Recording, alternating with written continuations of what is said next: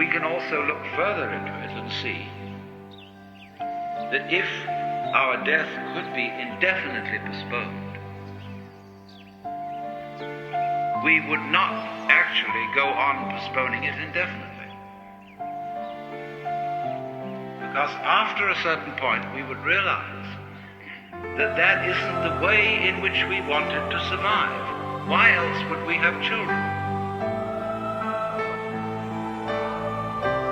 Because children arrange for us to survive in another way. By, as it were, passing on a torch, so that you don't have to carry it all the time. There comes a point where you can give it up and say, now you work. It's a far more amusing arrangement for nature to continue the process of life through different individuals than it is always with the same individual. Because as each new individual approaches life, life is renewed. And one remembers how fascinating the most ordinary everyday things are to a child. Because they see them all as marvellous, because they see them all in a way that is not related to survival and profit.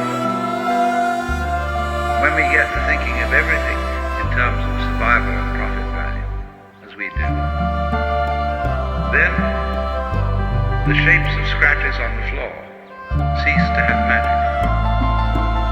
And most things, in fact, cease to have magic.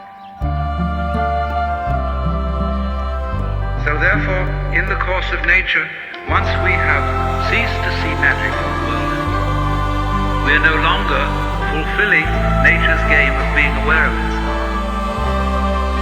No point in it. And so we die. And so something else comes to birth, which gets an entirely new view.